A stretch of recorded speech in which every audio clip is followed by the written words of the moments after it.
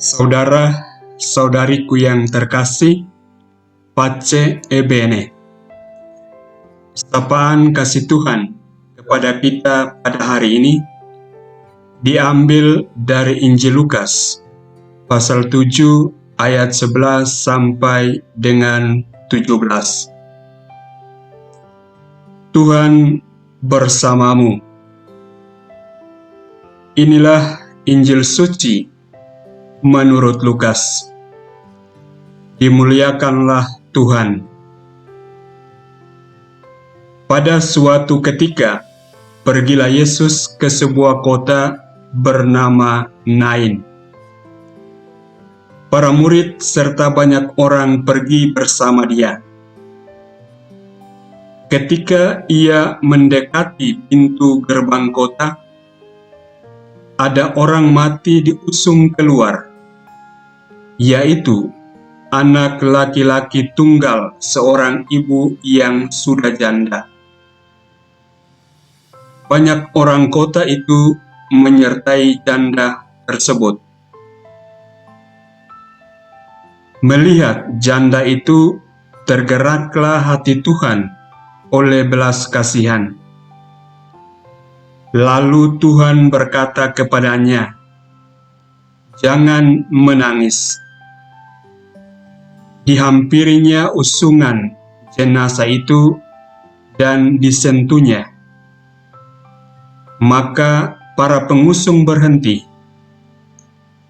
Tuhan berkata, "Hai pemuda, aku berkata kepadamu, bangkitlah." Maka bangunlah pemuda itu, duduk, dan mulai berbicara. Yesus selalu menyerahkannya kepada ibunya.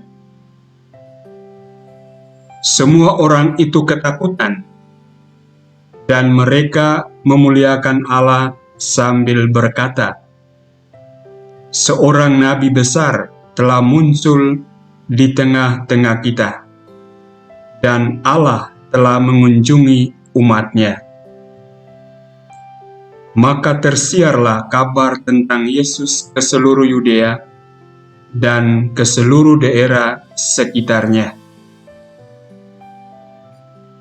Demikianlah sabda Tuhan. Terpujilah Kristus. Saudara-saudariku, dalam Injil ini Yesus menunjukkan satu hal yang pada dunia sekarang ini mungkin banyak dari kita sudah tidak memilikinya. Hal yang dimaksud yaitu rasa belas kasihan terhadap keadaan, kesedihan, keadaan sulit yang dialami orang lain.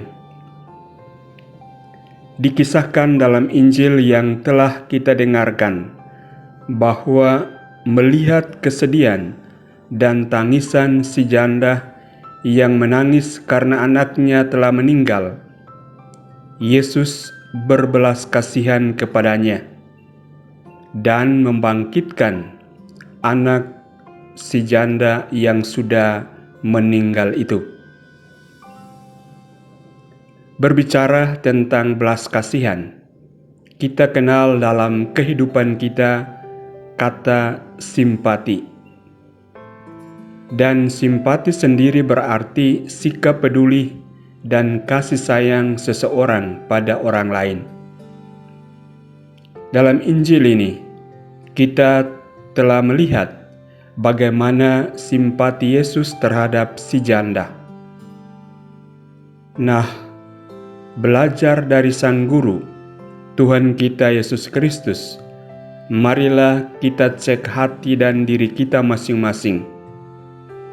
Apakah kita masih memiliki simpati terhadap orang yang mengalami kesulitan, mengalami kesedihan, dan masalah di dalam kehidupan mereka?